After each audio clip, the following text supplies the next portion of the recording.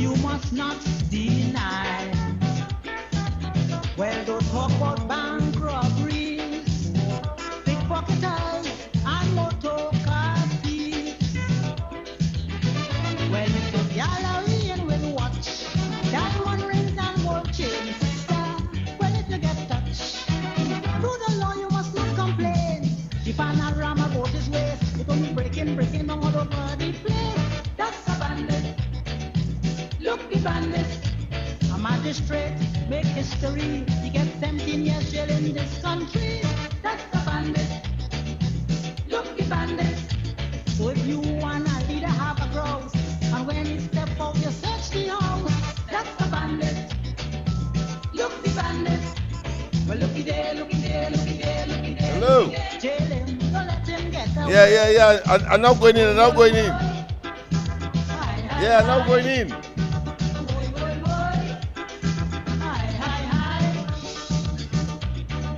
I'm getting you. Oh, yeah. Go ahead.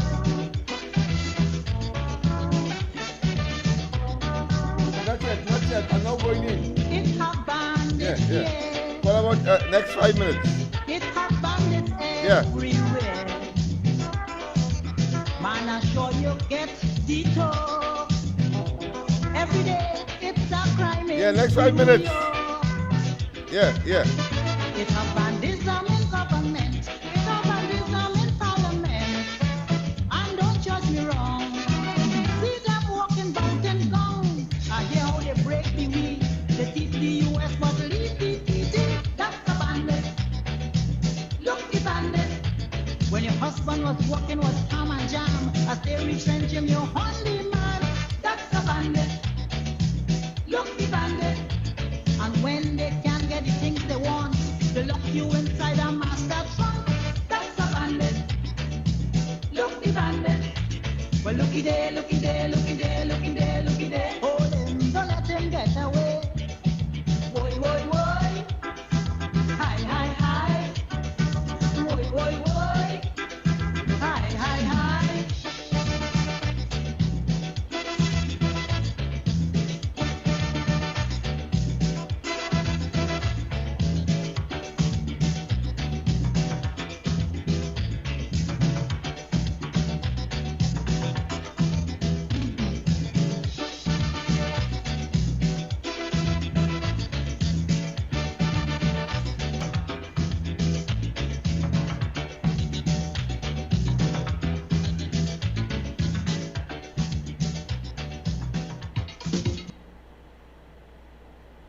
Bandit war, frustrating the boys and girls.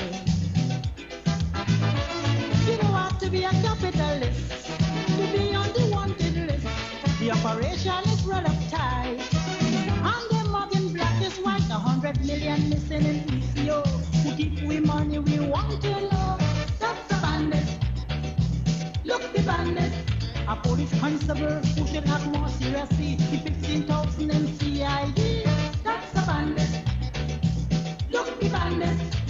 Last week I'm making marketing tongue. As I put on my basket, it's gone. That's the bandit. The bandit. Well, looky there. Hold him, don't let him get away. Boy. Hi. Boy. Hi.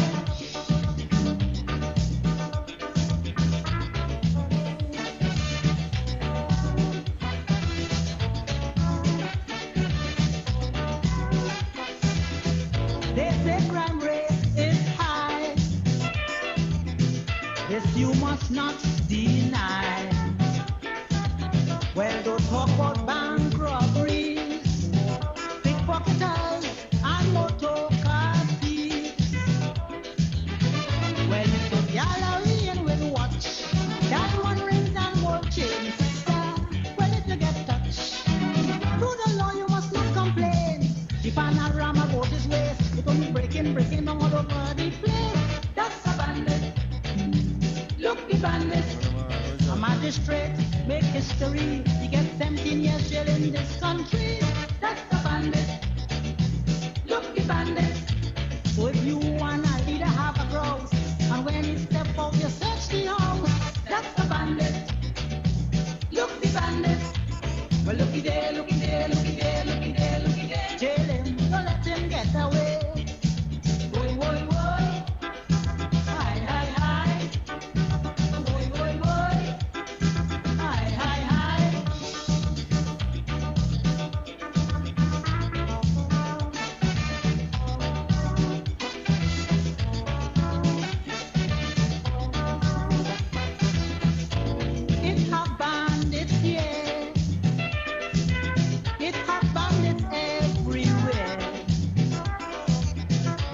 sure you get detox.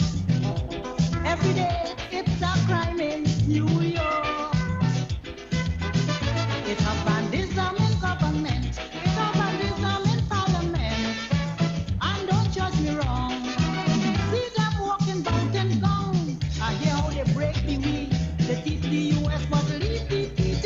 That's a bandit. Look the bandit. When your husband was walking was calm and jam. As they retrench him, you're only man. That's a bandit. Look the bandit. And when they can't get the things they want, they lock you inside a master trunk. That's a bandit. Look the bandit. Well, looky there, looky there, looky there, looky there, looky there. Hold him, don't let him get away. Boy, boy, boy. Hi, hi, hi. Boy, boy, boy. Hi, hi, hi.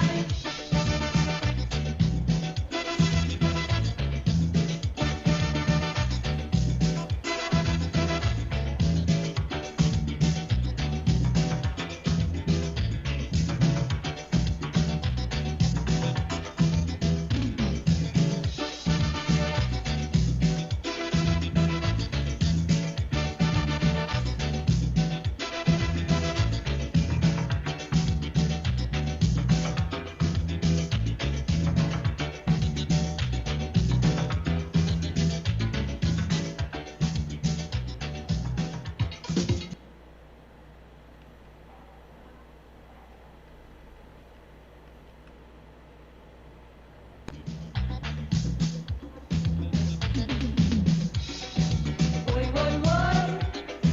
Hi, hi, hi. Boy, boy, boy. Hi, hi, hi.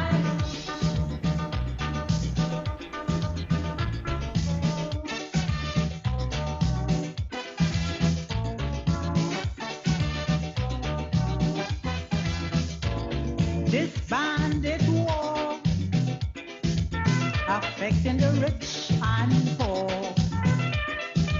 I say in this bandit world, frustrating the boys and girls. You don't have to be a capitalist to be on the wanted list. The operation is run up tight, and the mugging black is white. 100 million missing in ECO. Who keep we money we want to know? That's a bandit. Look the bandit. A police constable who should have more seriously. The 15,000 in CID. That's a bandit. Look the bandit. Last week I'm making marketing tongue. As I put on my basket, it's gone, it's gone. That's a bandit. Look the bandit. Well, looky there, looky there, looky there, looky there, looky there. Hold him, don't let him get away. Boy, boy, boy. Hi, hi, hi. Boy, boy, boy. Hi, hi, hi. Yes, indeed, of course. A pleasant good night to all on Century, East, West, North, South, Central, our friends in Tobago, and wherever you are, streaming on the World Wide Web. A pleasant good day to you. Sorry about that, but of course, we were doing some what I consider to be internal technical checks to make certain that we are online. And of course, while we weren't, well, I wasn't seeing it on my monitor. I asked my people in the studio here to make certain that we are online. After all, the whole objective is to be online. If we are not online, then of course there's a waste of the resources and the waste of the effort in terms of course, bringing the information to you tonight. But that being as it may, of course, I think as we have always said, that the music itself will tell you, give you some indication as to what the subject is. Why? Because of course we have cut the program from 2 hours into 1.5 hours, and therefore we want to of course maximize the information that could be disseminated. So of course when we say that look a bandit, it means therefore there's somebody or some institution or some situation in the human sphere that of course is extremely dishonest and of course indeed attempted to deceive. And so we have a duty and responsibility to set the record straight, one, and at the same time disavow or put another way, make certain that the information is so credible that its veracity cannot be questioned. That being as it may, of course, a pleasant good night to all and sundry, East, West, North, South, Central, our friends in Tobago, And wherever you are, streaming on the World Wide Web, my pleasure good day to you. Yes, we had a wonderful time on the ground report this morning, and I'll tell you, I mean, I had to go back to my history books, frankly, and do some additional research because a gentleman from Africa, it appears from his accent, was saying that of course there's a lie that of course Africans in Africa were not engaged or at least complicit in the slave trade. And I want to say categorically, because of what I have learned now, and I understand why he would say that, because in Africa there appears to be a blackout of information as to the complicity of the Africans, because it is so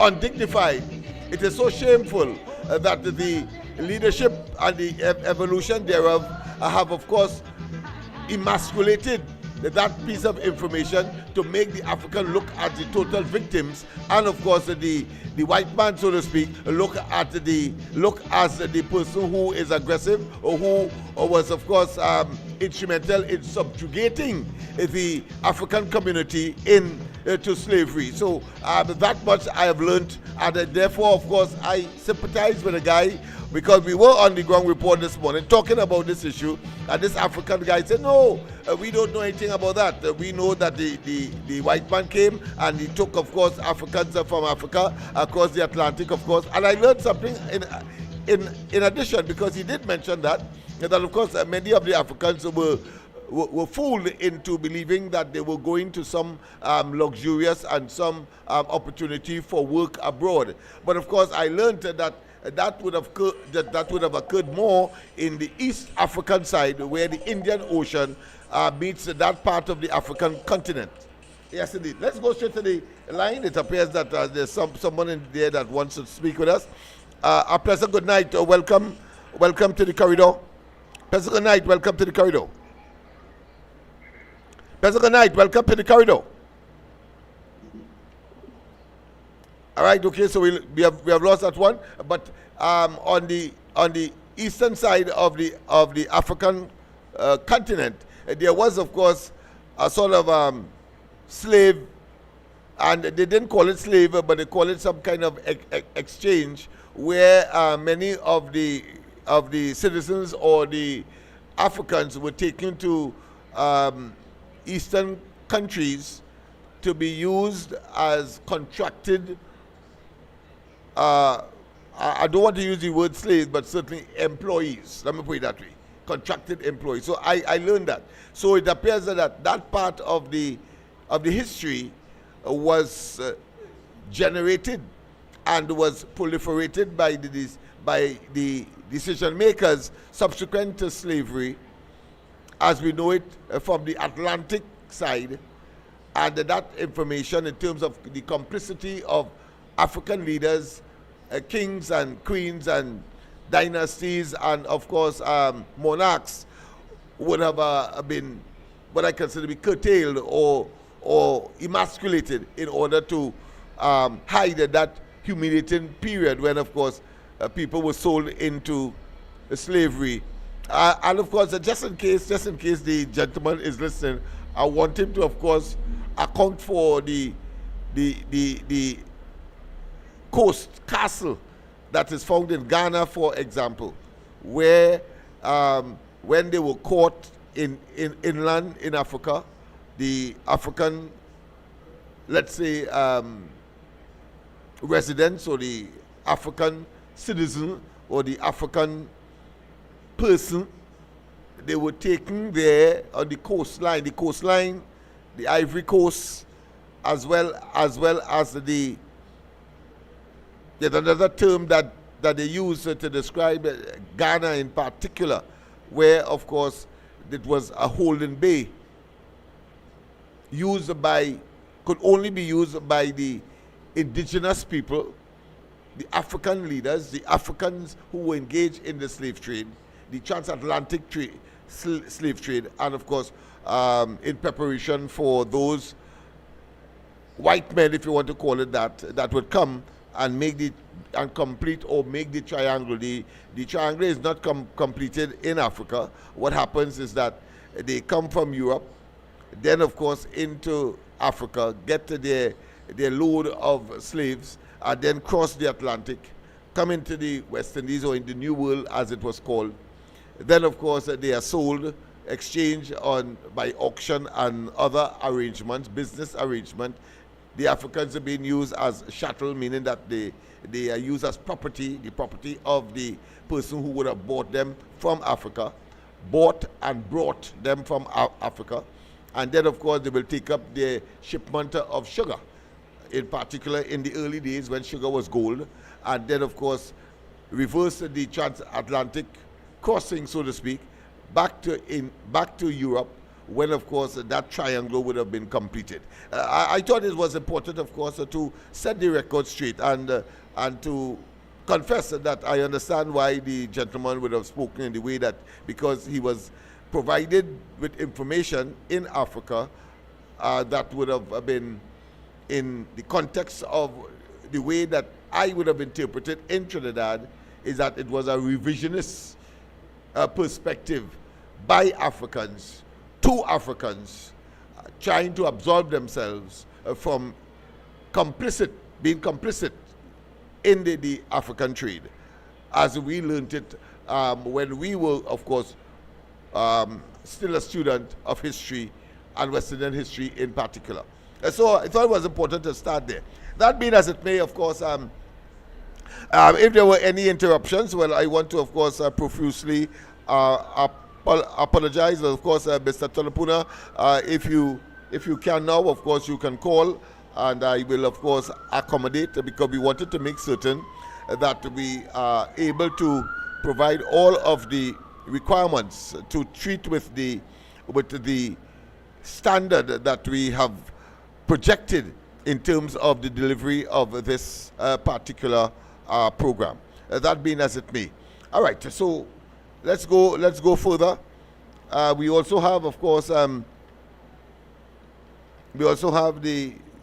the situation. Let me just put on this piece of music that we started with, because I think it's important.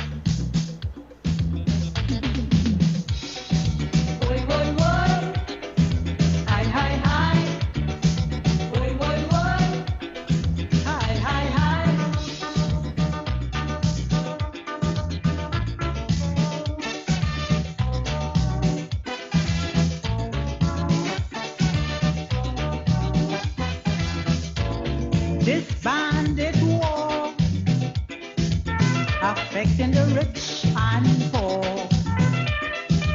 I say in this bandit war, frustrating the boys and girls. You don't have to be a capitalist to be on the wanted list. The operation is rather tight, and the mugging black is white. 100 million missing in ECO. Who keep we money, we want to know. That's a bandit. Look, the bandit. A police constable who should have more seriously. The 15,000 in CID. That's a bandit. Look, the bandit. Last week I'm making marketing tongue. As I put on my basket, it's gone, it's gone. That's a bandit. Look, the bandit. Well, looky there, looky there, looky there, looky there, looky there. Hold him, don't let him get away.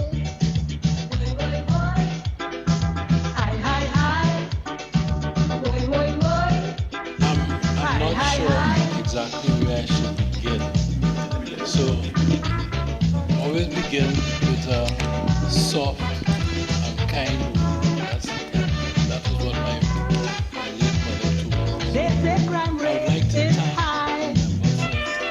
Given way This you must not to allow deny. me to correct him with respect to the conviction point. Because you see, Mr. Speaker, the Member of Parliament for Port of Spain South has been my junior for a number of years. What? I'm serious. And I have tried to mentor him, Try. and I have tried to work with him, and I have tried never to embarrass it. Never to embarrass it. And I am not going to. Of course, this was the Attorney General, John Jeremy, of course, lecturing to, of course, the representative right here of Port-au-Prince South. And, of course, in a very humiliating, and, of course, I should say with the intervention of the Speaker, he was unable to respond to John Jeremy, but at the same time, he had to sit down there and take all of the humiliation and the recriminations that was directed to him. And yeah, talking about Scotland, the swordfish face fella. He said exactly what he's saying under his breath. He said, this is worse. Now, I tried to get up to say, well, actually it's not worse. But he wouldn't let me say that. So let me explain to him why it is not worse and why he has not used his time here profitably this afternoon. Because everything that followed that intervention, attempted intervention on my part, including his injunction to me not to go to war on, I think that was the implied bit, not to go to war on certain persons, but to go to war on my present colleagues. Right? Everything that followed was misconceived. Colleagues, I will just be a few minutes.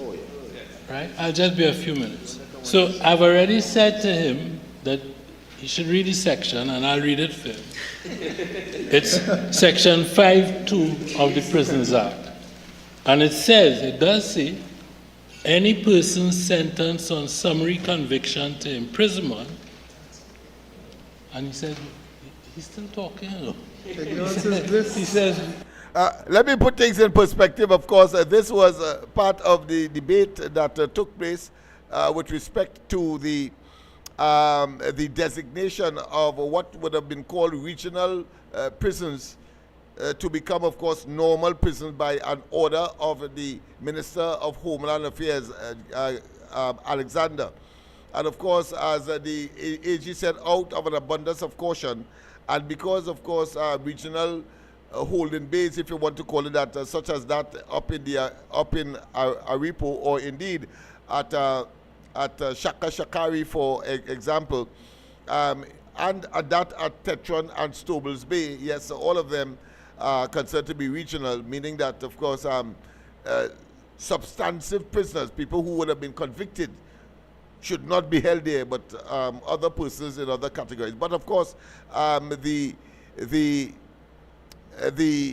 prisoners that were on remand, that were taken from the prison in Golden Grove and other places and placed in Tetron, there seemed to be, of course, some kind of gray area, if you want to call that, or a mix up in the law, and to avoid any action that will be taken by some smart lawyer, they brought, of course, the matter to the Parliament for the Parliament to say that these places are right and proper to accommodate these prisoners who were taken from, of course, Block 13, the infamous, if you want to call that, Block 13 up at Golden Grove, where, of course, if you listen to the argument carefully, you would see that Stuart Young, under his watch as Minister of National Security, organized the most dangerous of prisoners to be housed there.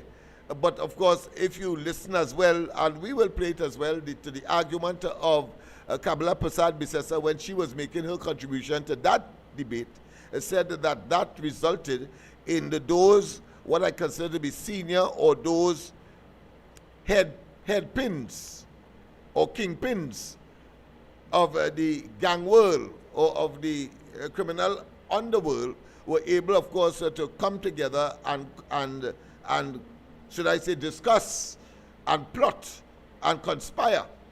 And so, of course, at the same time, that is what caused the police commissioner to advise the government to call a state of emergency, which we are existentially in the crust of at this point in time.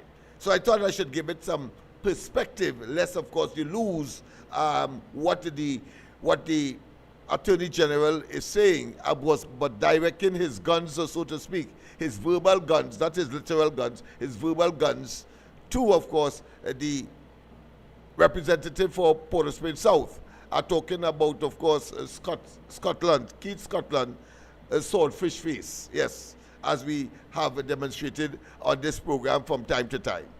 Yes, indeed. Of course, swordfish from the point of view of the length of his mouth.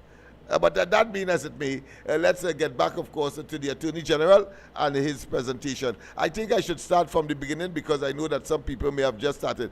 Incidentally, don't forget, of course, to get this program on YouTube. You have to, of course, log on to what? To Corridor Transformation. Log on to Corridor Transformation. And in the case of Facebook, you have to, of course, log on to Alfred John. Don't go to Corridor Transformation. You, as one caller would say, you will not be surprised if it is catering to sick people such as Rowley and other who, of course, are engaged in what I consider to be, when they were in government, licentious and salacious conduct. I say no more. That being as it may, let's go straight to John Jeremy, the Attorney General, as he castigated and he disciplined, of course, Scotland in the debate with respect to making those regional holding facilities a formal jail by way of an order of the national, not the national, but the Minister of Homeland Security, Alexander. I'm not sure exactly where I should begin. So always begin with a soft and kind word. That is what my late mother told me. So I would like to thank the member for giving way to allow me to correct him with respect to the conviction point. Because you see, Mr. Speaker, the Member of Parliament for Port of Spain South has been my junior for a number of years. What? And still is. And I have tried to mentor him, and I have tried to work with him, and I have tried never to embarrass him. Never to embarrass him. And I am not going to do that this evening. But what I will do is to tell him what ought to have happened had he allowed me to interrupt him a second time. Because, you see, Mr. Speaker, the first time that I interrupted him to say, listen, these persons have not been convicted. He said exactly what he's saying under his breath. He said, this is worse. Now, I tried to get up to say, well, actually it's not worse. But he wouldn't let me say that. So let me explain to him why it is not worse and why he has not used his time here profitably this afternoon. Because everything that followed that intervention, attempted intervention on my part, including his injunction to me not to go to war on, I think that was the implied bit, not to go to war on certain persons, but to go to war on my present colleagues. Right? Everything that followed was misconceived. Colleagues, I will just be a few minutes. Right? I'll just be a few minutes. So I've already...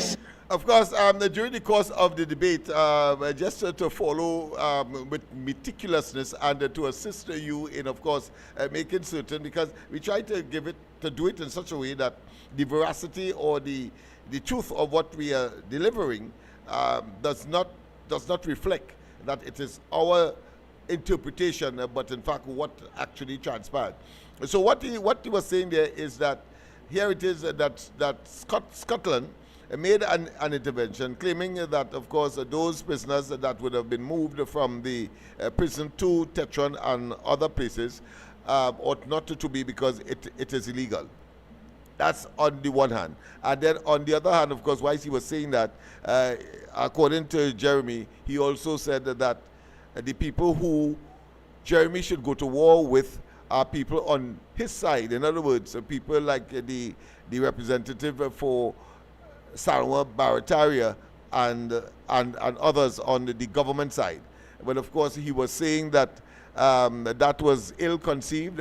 He never referred to them. And then, of course, you will see later down the road where, of course, he, with a high degree of specificity, say who he was referring to, and that his concern was, of course, addressing the question of corruption and nepotism, misbehavior in public office, and all those kinds of corrupt acts that we have seen them demonstrated between 2015 and the 28th of April, when, of course, the PNM was booted out of office by virtue of that election. So let's go back to Jeremy and take it up from where he left off. Said to him that he should read the section, and I'll read it for him.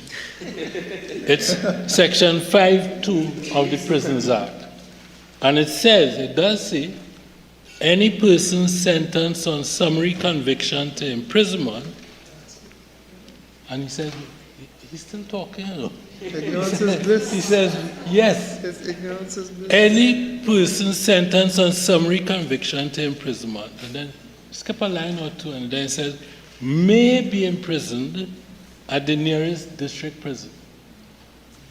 So what does that section speak to?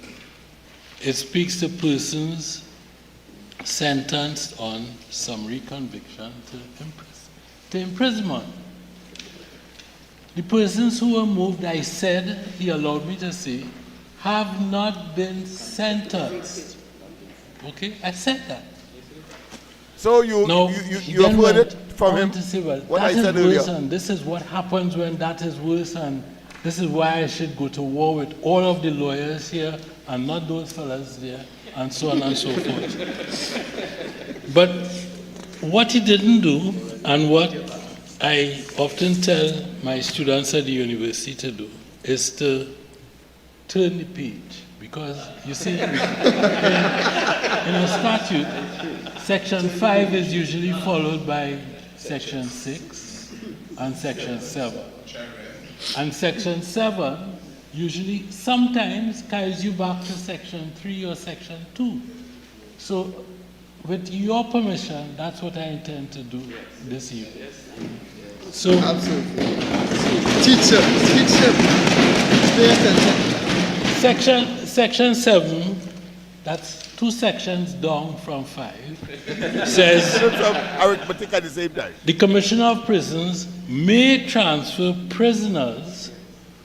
Prisoners is the word that the section uses there.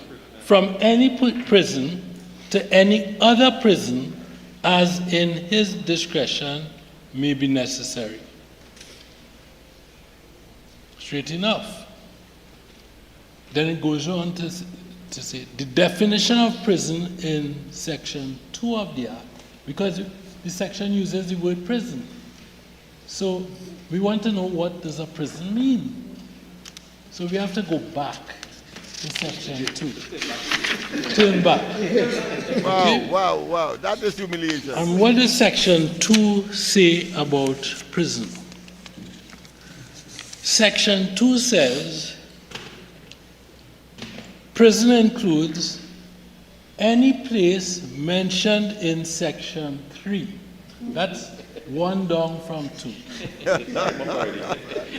Or declared or appointed under this Act. Now, Section 3 provides that the prisons of Trinidad and Tobago, and this is it, the clincher, shall, it's not me, I tell my students there's a difference.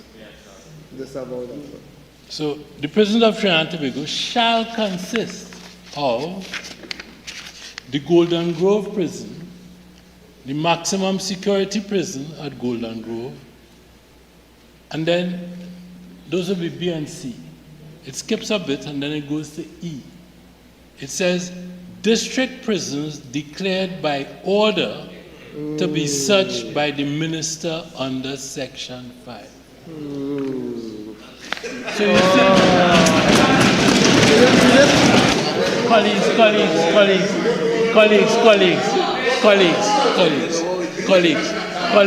colleagues, it's hurting me to stand here and have my brothers and sisters laugh at my friend on the other side, who I tried to save from himself. But he refused to be saved, so now I have to see what the law is. Now, I went on to say, and he was so excited to get what he had inside out that he wasn't listening to me. Because when I was piloting the order, what did I say? I said, that's the law. We could leave this as this and go home. But that argument, which has been made by folks, misguided argument, and trampled on in the courts, I kind of whispered that to him as well. I said, so of course, just in case you are following as well, what he is essentially saying is that the law says that while, of course, there are regional prisons, but the regional prison could be made a prison according to the definition for people who have been convicted, in other words, by simply an order from the Minister of National Security.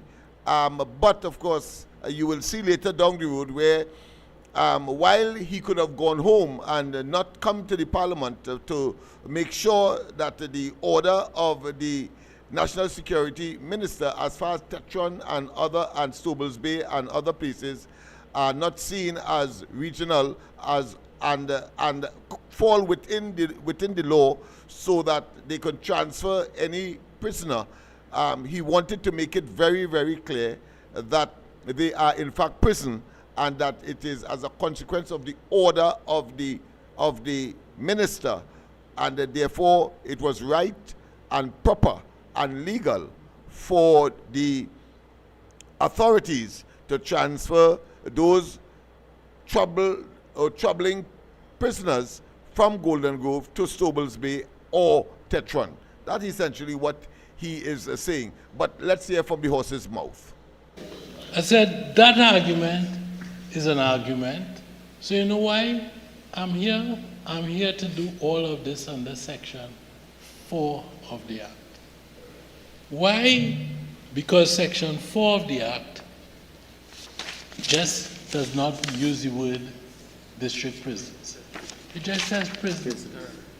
And we're talking about prisons precisely because these are not persons who have been convicted, but also that comment that my friend made about it's even worse, it actually isn't. Just hold on a second. Because he referred here to Scotland, who pretended to be some kind of legal wizard. Relax and hold on a second. Right? Hold on a second. So, I said, it's actually not worse, because these people, not only are they not convicts sentenced on summary conviction, they aren't even detained under the state of emergency. They were on remand. That's all I wanted to say to my friend.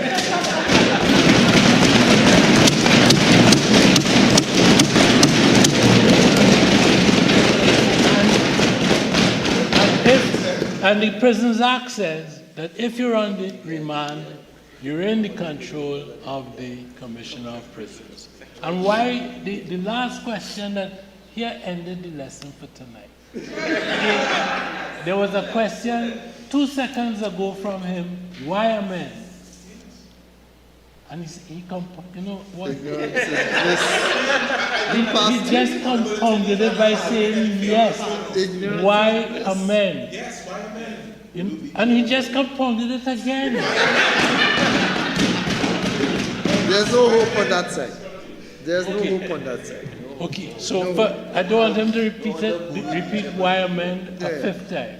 Okay, so for all those 4 times, the answer is Out of an abundance of caution. Out of an abundance of caution. That's all. I dance. I'm not bright. I read that. I don't see. The court decided already. Please let us. Could we all be smiling and happy with each other instead of being upset? I'm talking to my friend on the other side now, because there's no need for us to get heart attacks or whatever. The fact is, I said it when I was piloting the bill, and that's the other thing. It's not even a bill. He says it's a bill. No. It's an order.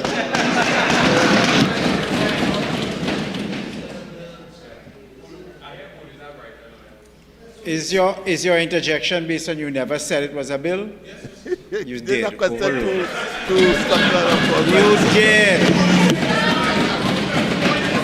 For the Spain South, you refer to it as a bill. Let's just move on. A simple. So Scotland, what a lie when the record show that it is a bill.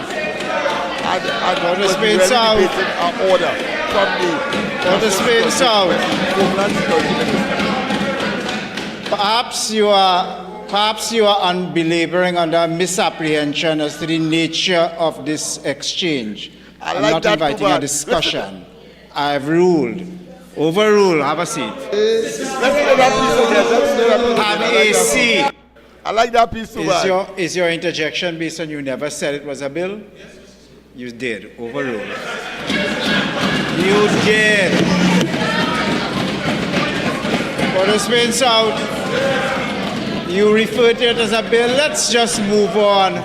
So right in front of everybody, here it is, Scotland so ashamed that he couldn't believe that he said it was a bill when in fact it was an order being debated. But of course the speaker, he tried to object while Jeremy was on his feet. And of course, inviting the speaker to make an intervention on some standing order, some spurious standing order that is irrelevant, clearly, ocious. The speaker said, well, listen, did you say that? Or are you objecting on the basis that you did not say it was a bill? And then, of course, he had to say, man, look, just shut up, sit down, because you did say it was a bill and you never said it was an order. All right, so listen to what, of course, the speaker said subsequently. He said that you are belaboring under the apprehension that this, I've invited a discussion. No, I have ruled. Now listen to this, and therefore he has to sit down. Watch this. A simple.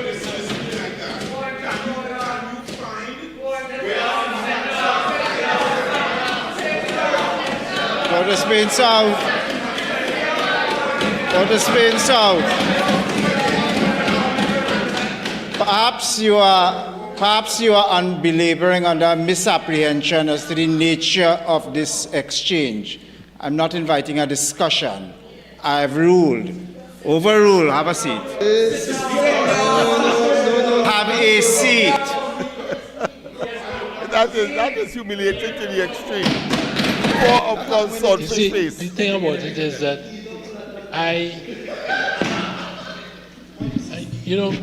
my colleagues think, my colleague, the thing about it is that is not what I intended to happen. I was having a conversation with my friend, trying to point out to him from the start that he was wrong, and that perhaps had he allowed me to interject that one last time, I would have saved him some grief. But this is a man that I like a great deal. Really? I do. I like him. Well, if there's a man, Jeremy, I would like him. I would like to see how we hate people, because that level of consistent, multiple humiliation, I think he had a right to put his well, I should say his very extended face into some kind of caucus bag, if it could fit, and just walk out to the Parliament, the precincts of the Parliament, blindfolded. I'm sure that he will find his way with the length of mouth that he would have had. So, swordfish face now. But let's continue with this very, very interesting encounter and, of course, intervention by the learned, clearly, Attorney General, giving, of course, Swordfish Face Scotland a lesson in not just law, but in parliamentary decorum. Agreed. I did not intend for this to end in that way. In any event, the point, we are correct on this side, as we usually are. I will not be going to war with the member for Sama Barataria, the member for Tunapuna, the member for St. Joseph, the member for Tuku.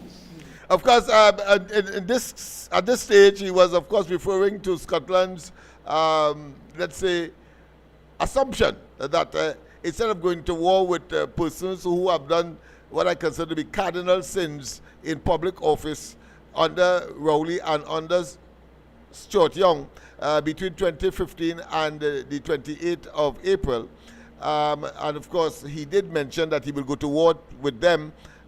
He, the Attorney General, will go to war with them now that he is Attorney General and this administration.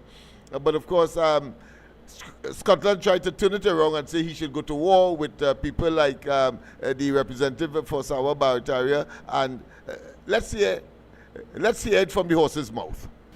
Because we were, second, Tabakit, and certainly not with the member for Superior of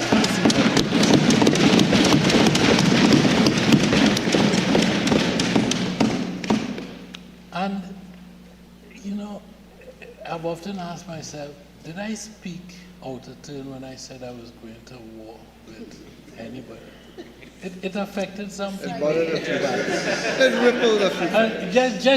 Just to be clear, you know, I declared war on corruption. That's what it was. I declared war on misconduct. Let's hear that part again, what he declared war on, but of course pointing to certain members of the opposition, no opposition, and therefore PNM. I asked myself, did I speak out of turn when I said I was going to war with anybody? It affected something. It rippled a few. Just to be clear, you know, I declared war on corruption. That's what it was.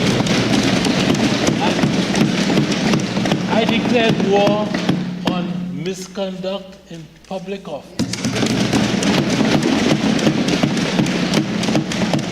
And I declared war, I pointed them out, on all of them who I knew to have been involved in that type of activity.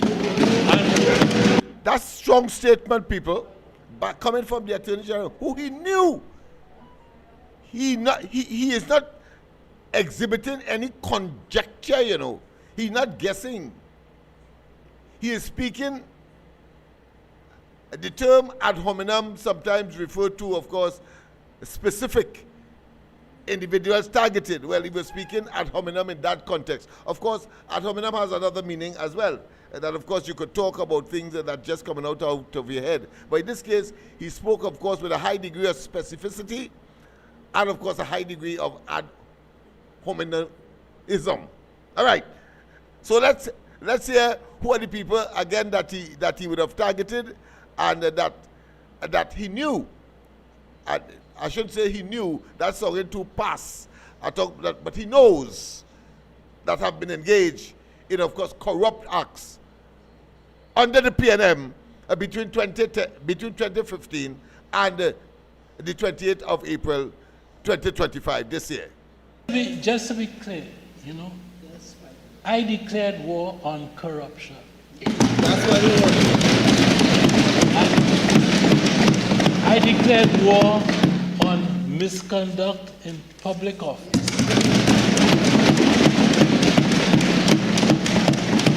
I declared war, I pointed them out on all of them who I knew to have been involved. And listen to in the that interruption type of by, of course, Leo fighting Marcel. all of them who I knew to have been involved in that type of activity. Mr. Speaker, I did arise not- on 48.1. The Honorable Attorney General is imputing improper motives against members of the committee. You see, and I want to pause there because you see, he is a representative of one of the Laventille constituency, Laventille West. So obviously, that is my domain, my terra firma, if you want to call it that. My place where I have put down my bucket and have decided that if I get the chance, I'll empty the treasury in. Well, of course, there's a fundamental principle. Just as in criminal law, he who accuses must prove. Well, of course, in terms of debates in Parliament and elsewhere, if you raise a topic, the person to whom it is targeted or may not be targeted, but can raise it as well. So here it is. Scotland, earlier in his presentation, said that Jeremy should not go to war with members of the opposition or the PNM, and then he pointed that he should go to war instead with people in the government. And here it is, Jeremy is responding to that, and this buffoon, this neophyte, Marcel, probably looking for some kind of, I don't know, recognition that is a non-starter disposition. It says that he objects because the Attorney General is imputing improper motive, meaning that, of course, accusing people of things that he can't prove, but failed to draw that to the attention of his colleague from Portsmouth. So they're talking about, yes, Swordfish Face, Scotland, when Scotland was pointing at, of course, people like Saddam Hussein and others when he was making his presentation. So it's a non-starter argument, and of course the Speaker had a right to say overrule. And let's hear that faux pas. Let's hear that faux pas.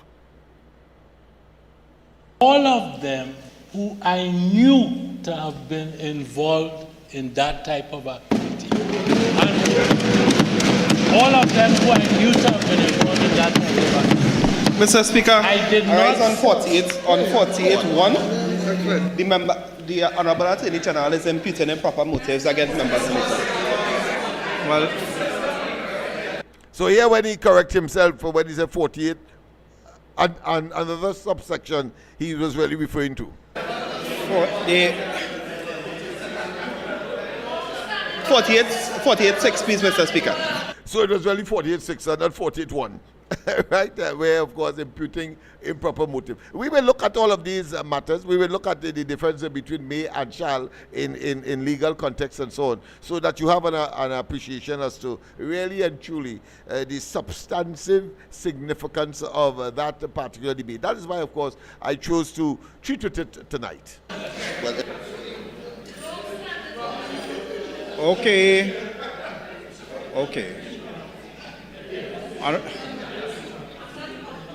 I think the Honorable Attorney General was speaking figuratively. Continue, Honorable Attorney General. I'll just be one more minute, friends. I know that you are. I mean, I have to take a little pot shot at that figurative talk. Because, of course, figurative will mean that you're talking generally in the abstract. You could say a man strong like a lion. That is figurative. You know literally that he is not, of course, a lion, and he can't be that strong. But, of course, in that particular case, what we had is a situation where Jeremy was actually pointing out people.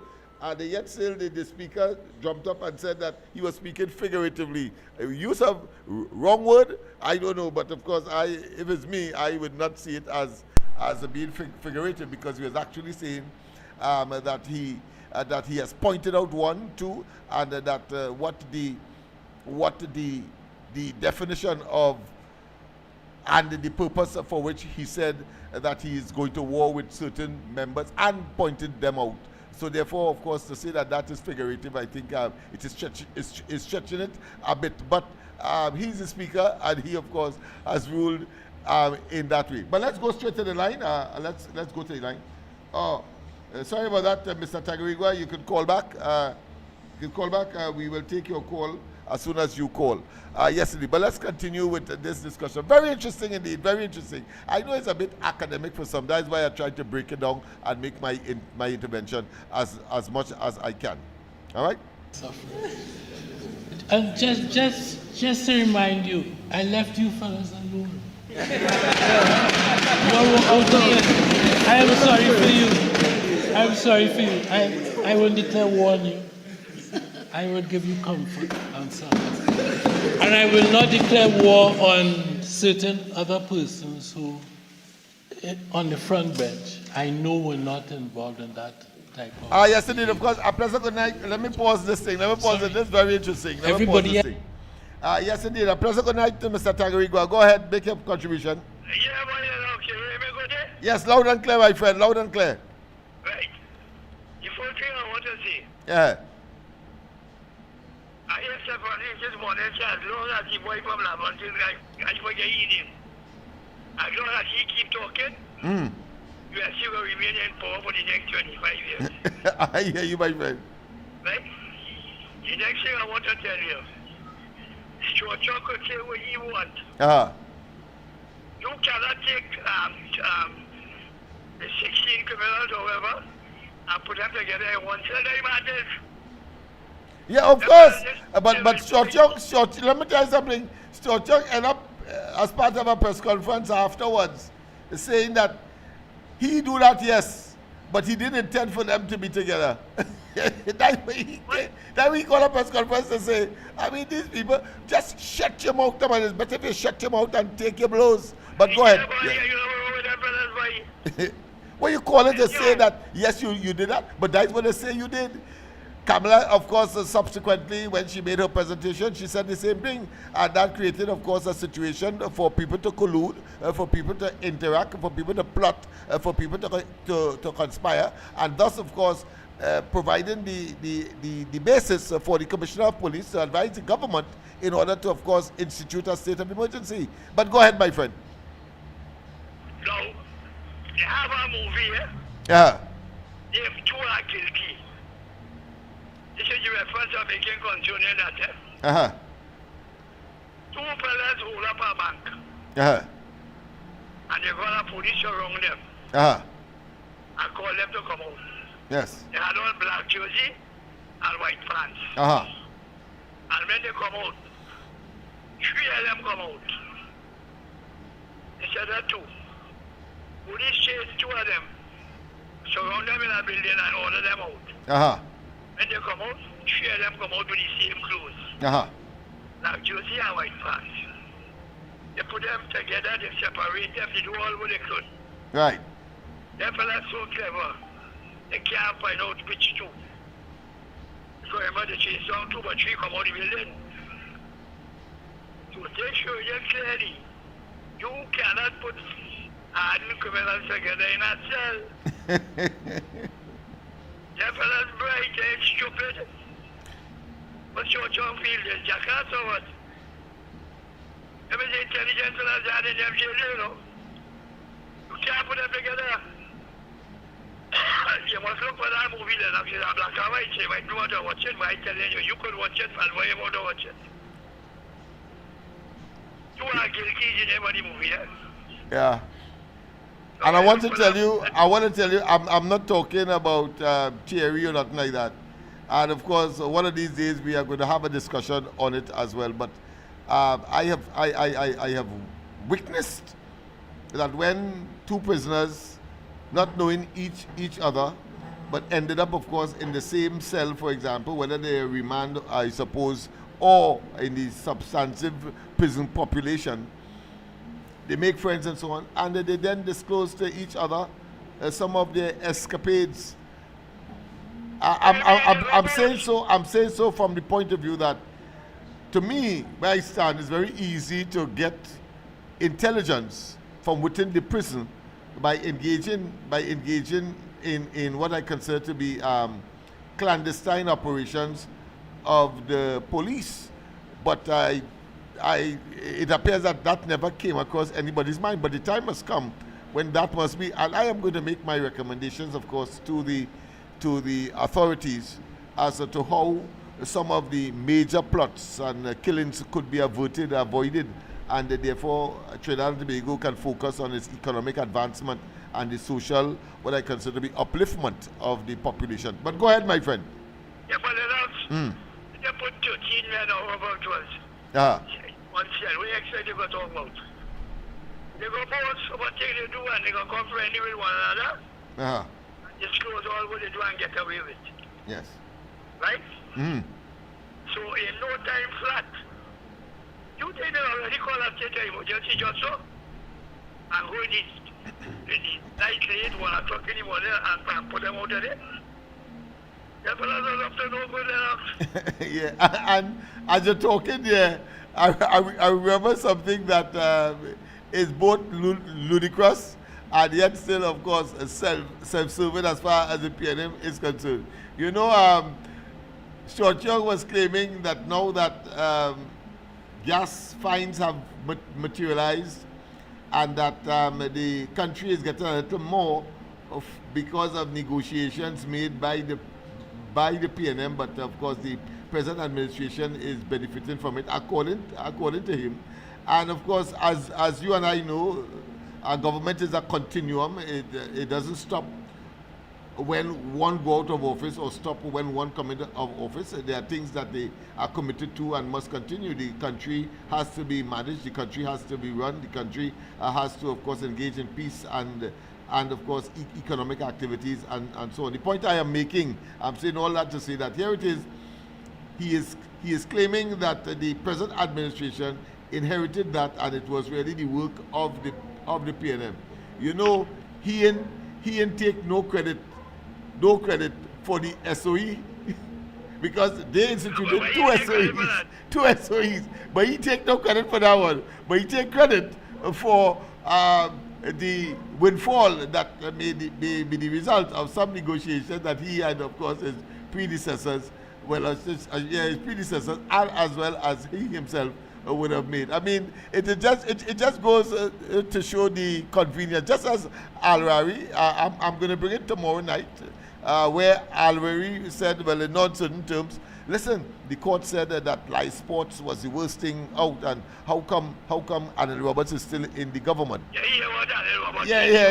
He said that, and then of course he had another one. He said that of course Vincent Nelson lost his appeal against conviction, and he stopped there, and of course, and he's suggesting that somehow he is vindicated, but he never touched the topic of the indemnity arrangement that he made in a criminal scenario where, of course, he himself could be accused, and in fact, I would say without fear of contradiction, must be accused of the perversion of the course of criminal justice because he gave a man a bribe to give a statement.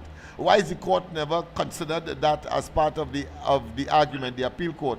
But the fact is that it exists, and therefore it's the subject, I'm sure, right now, of Jeremy's investigation or war against these fellas. But go ahead.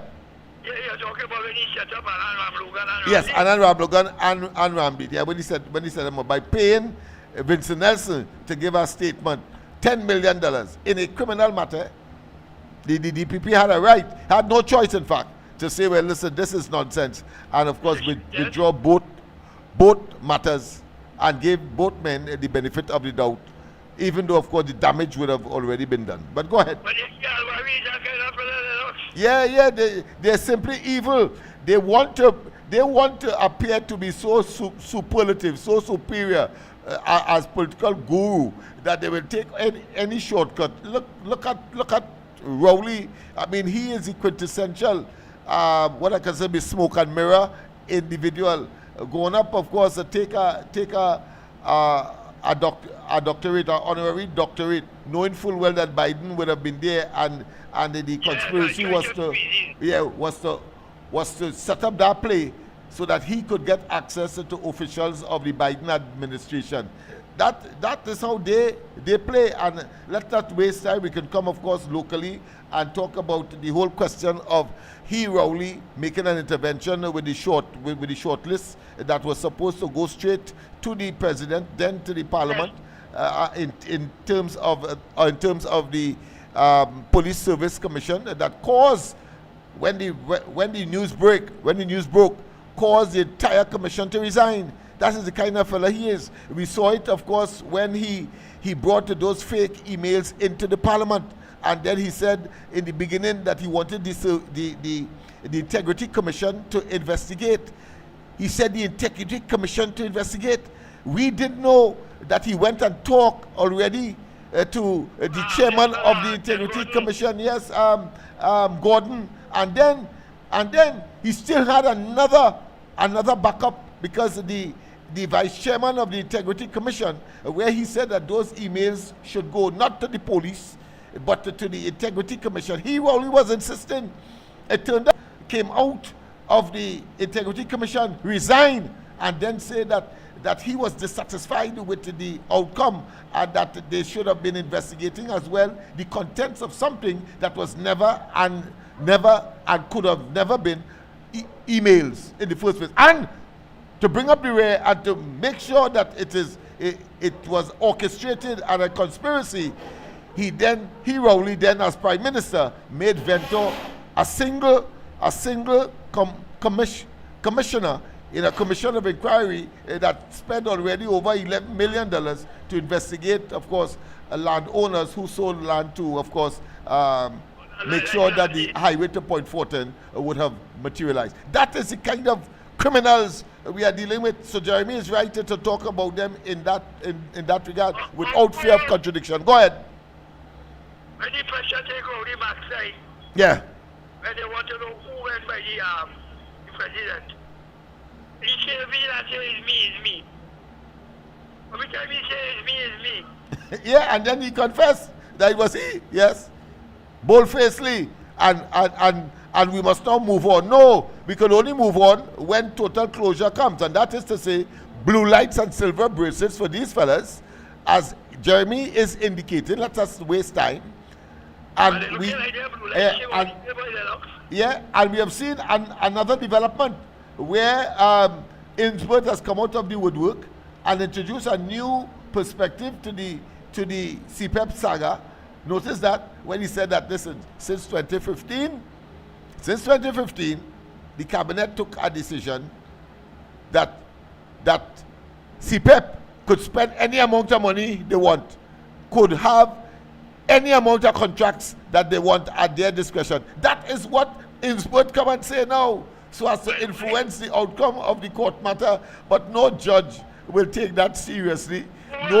No board could have an open check to the treasury of the country without, of course, the oversight of the cabinet at minimum. And in that case, if that is so, it means that the cabinet itself, as I have been saying, should be pulled over the coals, be investigated for criminal conduct, conspiracy, of course, to betray the country, and therefore treason must be the task or the outcome or the accusation or the charge to the Rowley and Stuart Young entire cabinet. Go ahead, my friend. I'm telling you, all the money that they thief will not be able to save them. I hear Kamala say everywhere they check, right? Yeah. You see cutting grass. All of them cutting grass all of a sudden. Yeah. Right? With the CPF thing. Yeah, the suddenly coalition, because I was surprised, because I was predicting that Imbert will not last there because his pride and dignity and his supercilious nature will not permit him. But I think he is in it because he has things to hide. Notice that, because that could only, according to him, because he was minister, he could now come as witness and say that. But whether or not that, he believed that Alan Ramlogan and they are a joke. When he's cross-examined, he will have a torrid time. I can assure you of that. the cabinet Well, making a I can tell you, decision they take the easy route and yeah, you to grab give a a phone and board unlimited open Hello? check to do what the hell they want? No. That is impossible. However, I can tell you, my friend, that whilst I may have been wrong for the time being about Imbert, certainly the person who has surprised me and not being seen at all, of course, is Camille Robinson Regis. You ain't seen her any one of these things, and she's so damn upset, I suppose. But the easy way out is grab a zone alone, Oh yes indeed. They can't understand that their pride and dignity and their charlatanism and their attempt to hoodwink the population and cover up their criminal behavior, a bunch of rapscallions. They couldn't believe that it could be it could unravel so exponentially, so rapidly in a short space of time. We only have, of course, 90 days or so far. Go ahead, my friend. Yeah. When they get up in the morning now, Yeah. it's just in their position, right? Yeah. They have to look through the window to see if anybody outside watching. Yeah. They're watching over the shoulder. You see Rowley start the whole paranoia. he looking for Interpol officials anywhere he go in the world. He looking for them. And coming back here and trying to be, of course, like what he would normally do when he was prime minister, aggression being the best form of defense. So being aggressive does not mean that you didn't commit the crime, one, and that you could have the loudest mouth, but of course you'll end up like an empty vessel, making plenty noise but no substance. Go ahead, my friend. You know, normally in the morning, Yeah, you just sleep late, get up, yeah, no problem. yeah, Like that, we all hear them, teacher, and yeah. start picking them up and dropping them to school. I hear you, my friend. And everything good. Yes. That done. Of course, all that is now a rapidly fading past. Yes. Yeah, who are wrong with the neighbors? Because Yeah. it's shame. Yeah. They have to adjust to the new circumstance. And shame, disgrace, blue lights and silver bracelet will be their portion. Will be. It look like they're going to make that to the Lennox. Yeah?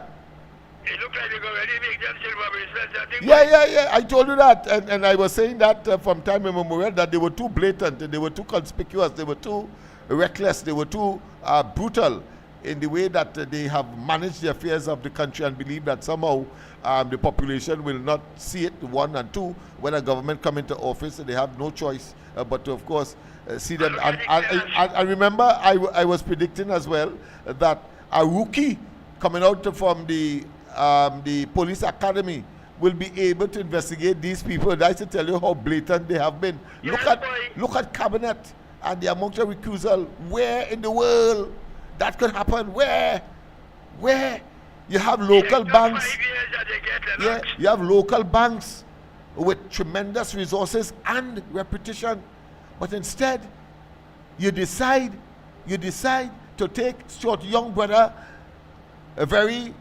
innocuous, unknown institution, and make it a multi-billion institution by giving them contracts directly from the cabinet. The cabinet itself, apart from the recusals, took the decision to close down the mainstay of our economy. And you're talking about Petrotrin and all of the other elements that would have contributed to healthy or more healthy supply of foreign exchange. All of that you did. And you're telling me that you will not be subjected to criminal scrutiny? No. Impossible. Yeah. Yes, man. Yeah, I'm telling you. And fighting to open it back. Fighting to open it back. But the reason for closing it down, yeah, but let me tell you this, the reason for closing it down is the issue, is the criminal conduct.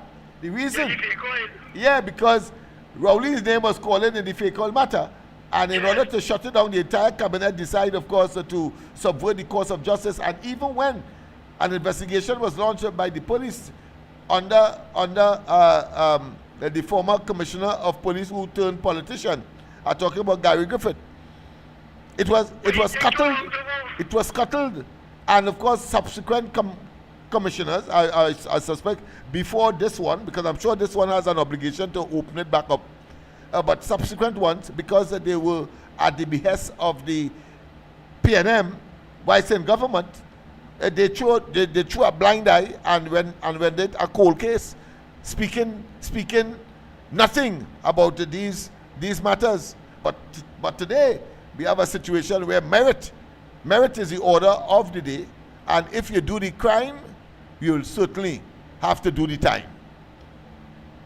Well, boy, the long time. Telling grandma to look like a good decision to go eat. I hear you. I hear you. All right, my friend. Yeah, let me wind up now, because of course it's after 9:30. Yes, okay. Yeah, yes, indeed, people. Of course, very, very interesting. Of course, let's go straight to this caller as well. Pleasant good night. Welcome to the corridor.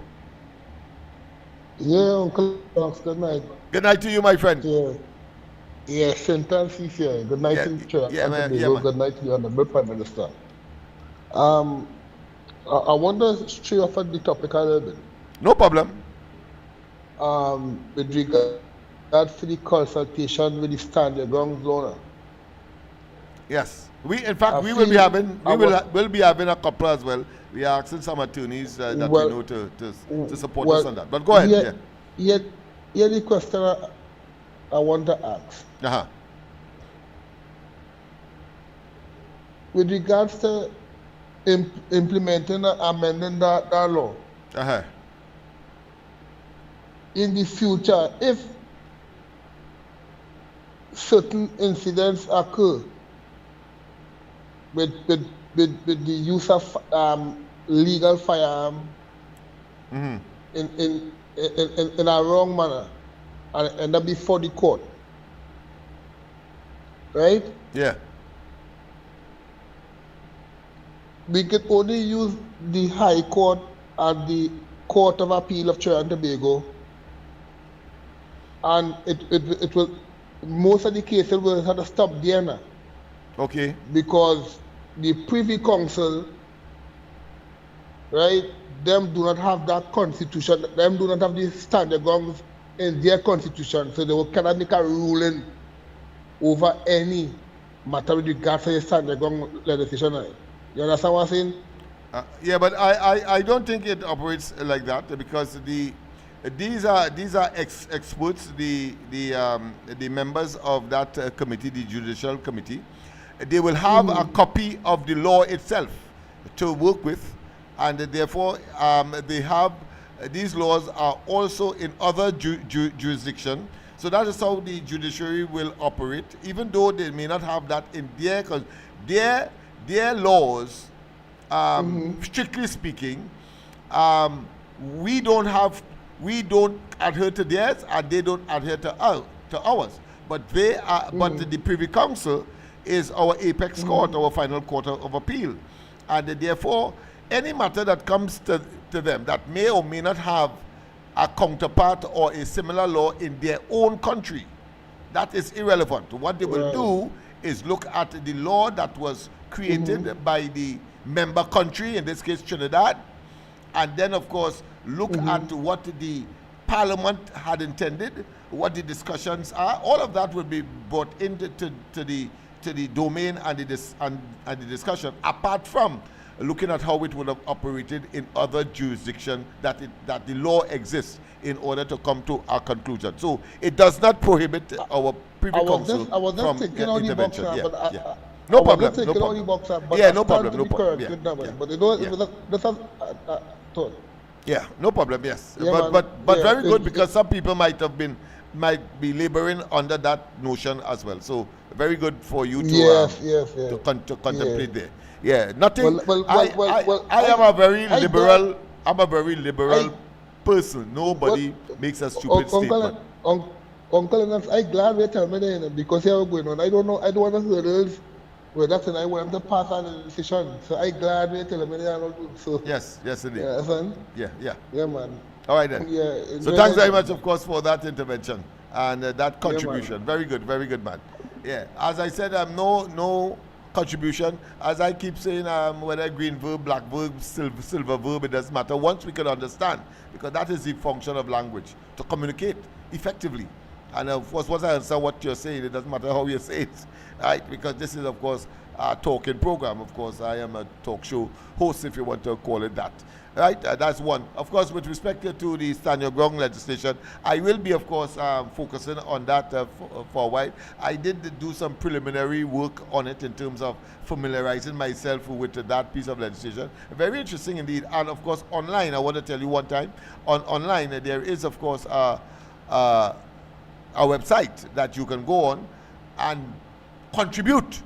By there are several questions that have been asked there, and you can of course fill out that form and submit it one time online. That is the benefit of the internet and IT technology, information technology, let's say availability to all of us, and therefore democracy, transparency, accountability are therefore the beneficiary of that intervention or the presence of this kind of technology. But more importantly, we will have a much more equitable distribution of the resources that we may be blessed or not blessed with across the globe once, of course, that kind of technology is absorbed. In other words, I remember on Monday, for example, I had just about 3 minutes on a morning program talking about, of course, my own experience and my intervention as far as the 1990 coup is concerned. But I had 3 minutes. But I could come here and have an hour and 30 minutes and deliver all what I want to say, even though that amount of time may be insufficient, even then. So far less for 3 minutes. And in fact, I did not deliver an important message that I wanted to deliver because of the time slot that we had, just about 3 minutes. And that was, I could say it here now, that was the fact that we repaired both maces of Parliament, that it was the conventional or the existing fashion or mood to send to England to repair. We caused it to be repaired right here. That is why, of course, I have to revisit the invitation, or put another way, the request from the Parliament to have a representative of MLIO every time there's an important event in the Parliament be seated inside of the Parliament as a consequence of our contribution to the restoration of democracy by insisting that those devices that shows the authority of Parliament is not repaired in a foreign land, but repaired right here to demonstrate our commitment to Trinidad and Tobago, our democracy, and of course the evolution of Trinidad and Tobago as far as our management and governance arrangement is concerned, from of course post-colonialism to independence and now to republicanism. In fact, somebody called me yesterday and I promised her to send the information to him with respect, so it's a him, with respect of course to a national award.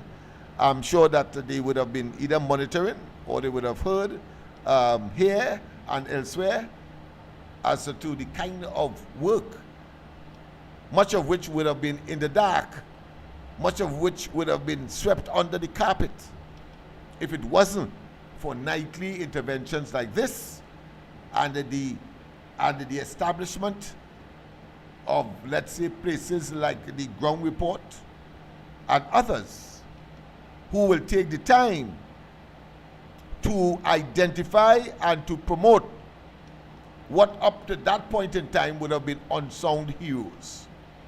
I never consider myself doing it for fame, but I always believe that justice is justice, one,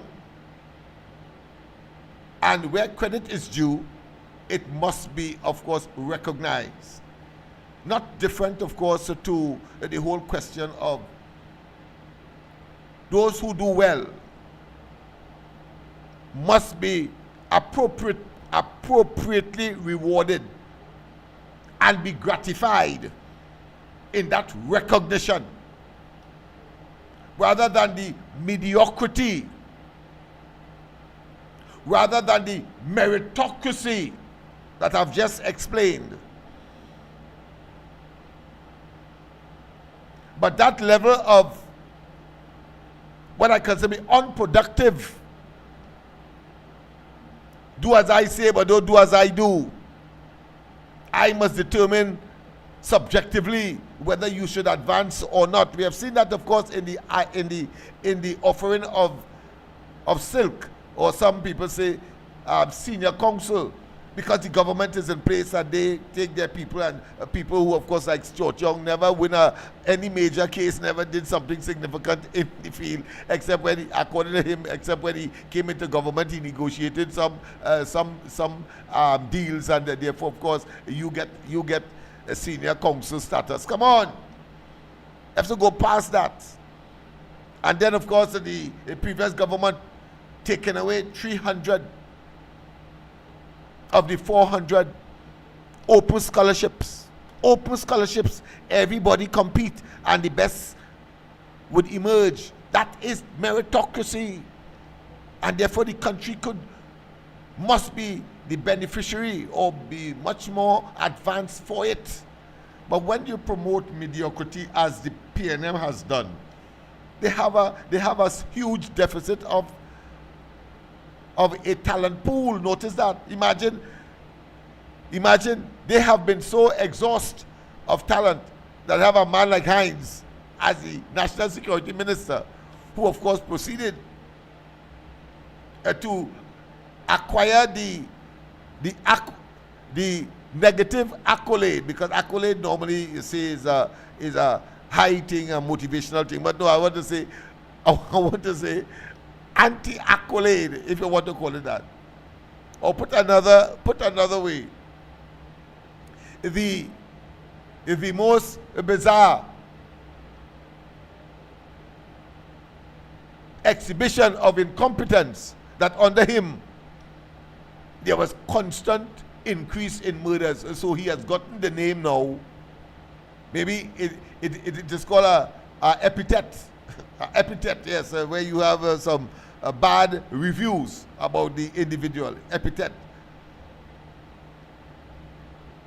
Has gotten the name, apart from, of course, D.R. Singh and Rowley. A killing minister, a minister of death. That is what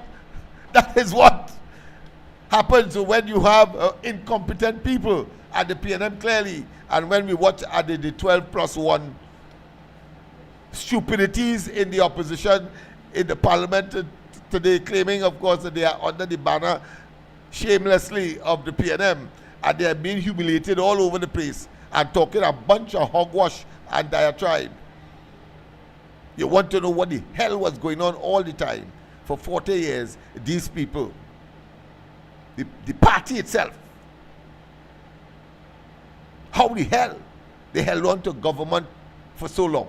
But that's another story. Let's conclude, of course, tonight, because it is already, wow, 9:50. That's what I see. Let me take off my glasses.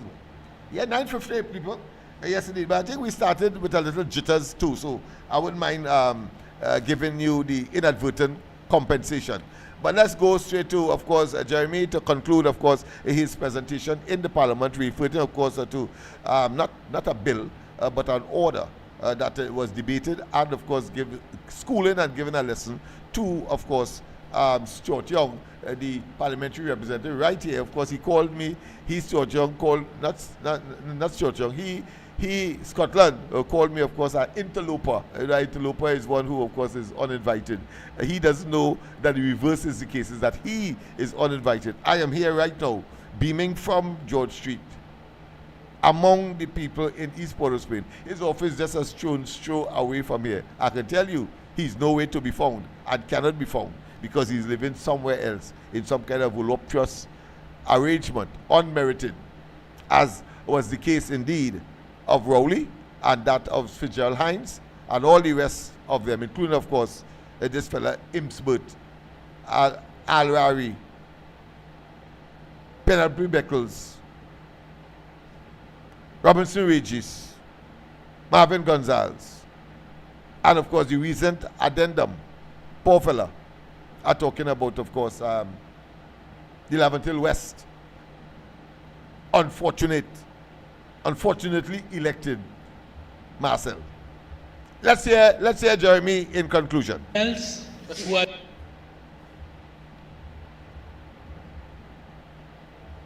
has been involved, everybody else who has been involved in the abuse of public office for the last 10 years, I will make it my business to deal with them. You will make it his business to deal with them. Let's hear that again. Just to be clear, you know, I declared war on corruption. That's what we want. I declared war on misconduct in public office.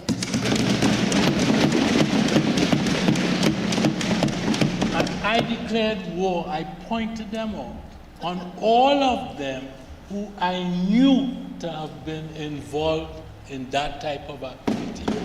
And all of them who I knew to have been involved in that type of activity. Mr. Speaker, I did arise not- on 48.1. Popular. The Honorable Attorney General is imputing improper motives against members of the meeting. Well, for the 48.6, please, Mr. Speaker. okay. So like a lamb to the slaughter, he stood up there for the rest of them and got, of course, what I I consider to think be... the Honorable Attorney General was speaking figuratively. Continue, Honorable Attorney General. So Marcel stood up there and got his head I'll just amputated. be one more minute, friends. He was beheaded. And just to remind you, I left you fellas alone.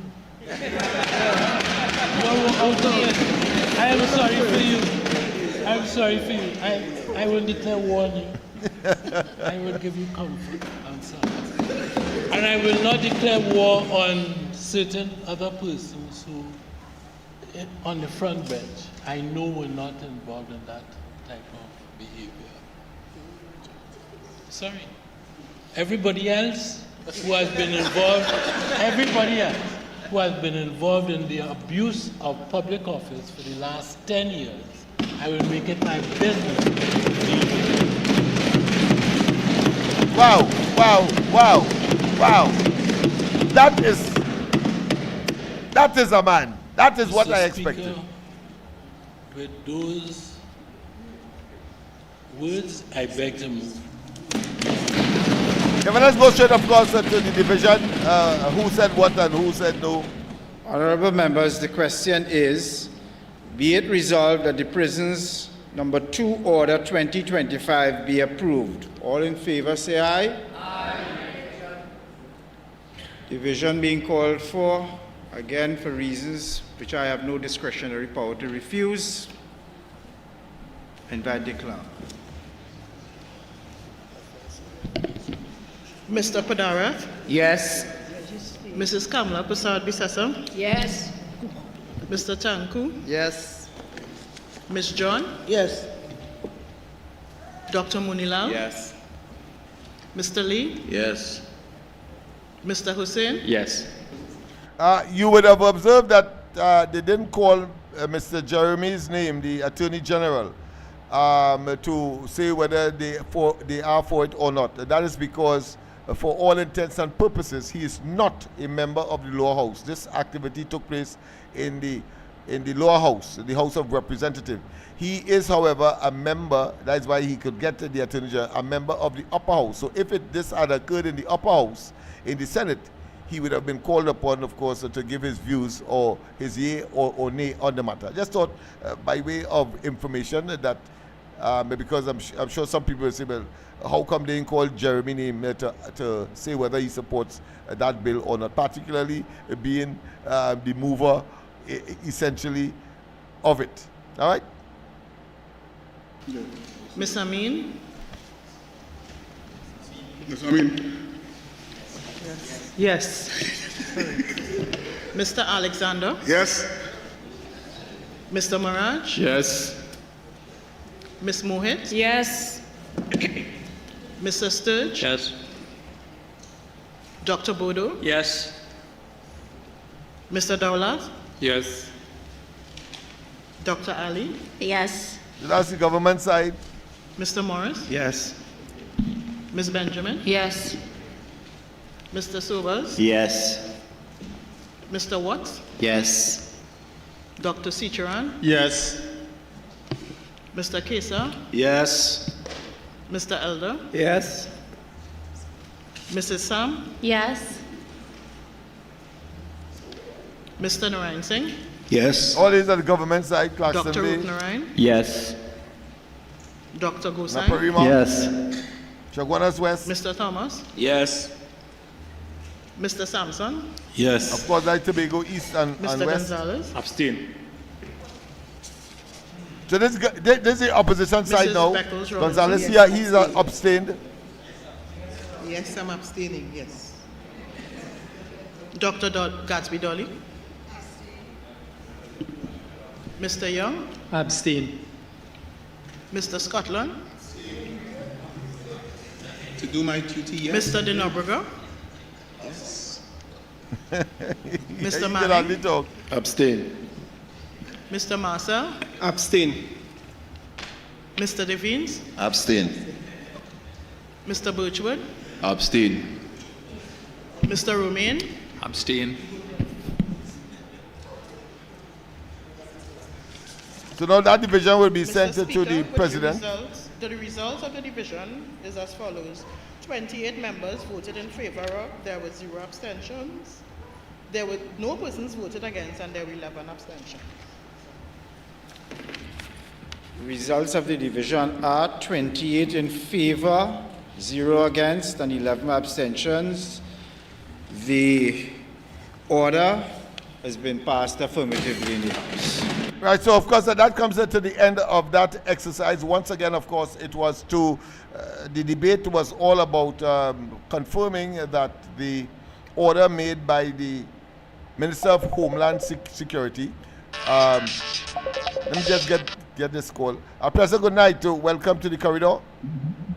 Yes, good night. I now see you finished the show. I was watching it all the time. All right, okay. Yes, so I'm about to finish now. Yes. Yes, I know. It lock up already. Lock up. All right, okay. I'll be calling you in a while. All right. I'm just formally cutting off. Yeah, I'm waiting. No problem. Eh? All right, no problem. I'll call you right, as soon as I finish here. All right then, thanks. Okay. All right. Okay. Yes, indeed. All right, so yes, people, of course, people can't wait until after the program now, because that is how it is. To whom much is given, much is expected, one. And of course, when your shoulders are broad and you decide to take on a responsibility, don't shirk. But of course, just go forward with faith as well. I noticed that, of course, one of the trade unions who, of course, took the 4%, was it, or 5% that was offered by the Rowley administration, the teachers union, are now saying that they are concerned that Kamala Prasad Bisesa said with good faith and with the intention to, of course, provide the 10% as was promised on the campaign trail for public servants. They are now a bit anxious, but they took it. But they calling first. I thought the PSA would have called out for it first, because they said that they were not taking anything, and they aligned themselves with the Kamala Prasad Bisesa led UNC and coalition of interests, and they would have been the righteous one. But here it is, these bold-faced people. I suppose probably some kind of election is coming along, so you're trying to get some kind of relevance, having, of course, made that preemptive decision. premature decision when he could have lined up with the PSA and get at least for sure more than 4 or 5% that he eventually accepted. But we know that they were accepting it because they wanted to give the population the impression that the PNM is on the right path and that people should vote for the PNM. That is what that was all about. And therefore, that was a political decision as opposed to the interests of members of the teachers union. And that fella Lumpkin, he name, whoever his name is, the head of that union, he will pay the price by him too going on his neck. I talk about political or his ascendancy or his position going on the chopping block at the next elections for what he did to the members of the teachers union. And I say so without fear of contradiction. People have come, we have come to the end of tonight's program. Don't forget, of course, tomorrow morning, the ground report, Andy, Mikey, and myself, these and other issues we will be raising, but I trust that you had a mouthful, a head full, an eye full, a ear full of course, a very meticulous analysis so that you are better able to, of course, respond to persons who may not be so, what I consider to be edified and have gotten, of course, this kind of what I consider to be in-depth analysis so that we can have a better Trinidad and Tobago ultimately. Have a wonderful rest of the night. God bless, and see you tomorrow night, the penultimate night before, of course, my Sabbatal. That happens to be as well a holiday, and that is, who knows, I may well end up in my usual watering hole, so to speak, trying to get some of the stress of the daily living, because it's not just here. I have to, of course, be on ground report, and in between there I have to do some research, so 2 o'clock in the morning, and then, of course, have my own means of living. I had to find money in order to, of course, to survive, and then, of course, maintain all of this equipment, including, of course, internet, etc., which is due, but I don't have the money right now.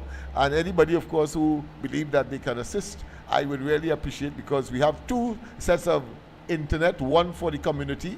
So right now there are young people outside taking, of course, internet, and we thought it was important to keep them active and don't go and somebody encourage them to take up a gun and go and, of course, kill people or home invade.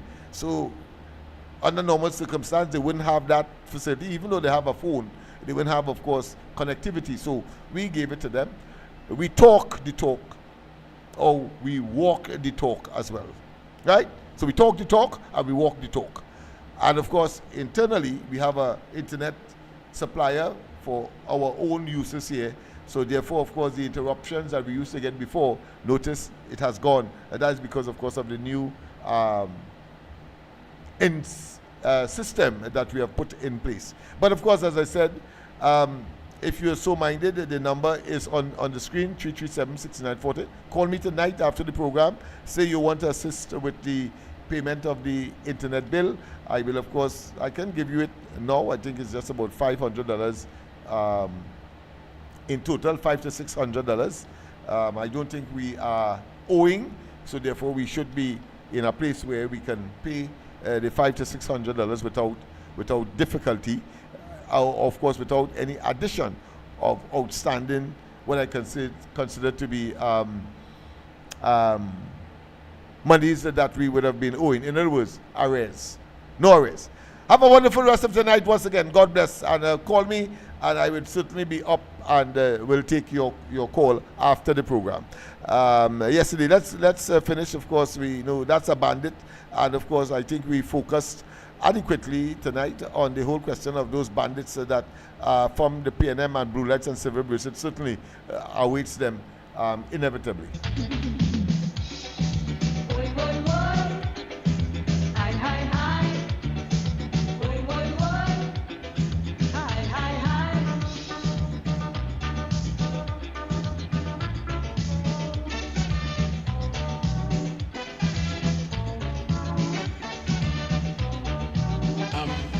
Sure exactly where she begin. So always begin with a soft and kind that is what my late mother told me. I would like to thank given me to allow me to correct him with respect to the conviction point. Because you see, Mr. Speaker,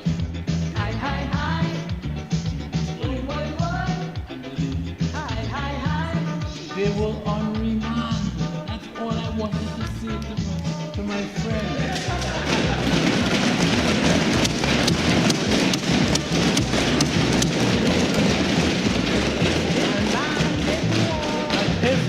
And the prison's access, if you're on the remand, you're in the control. And why the last question there was a question 2 seconds ago from him. Why am I? The operation is run of time. He just compounded it by saying yes. Why amen? And he just compounded it again. The thing about it is that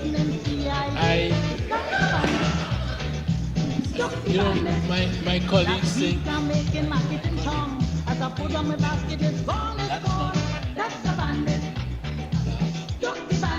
because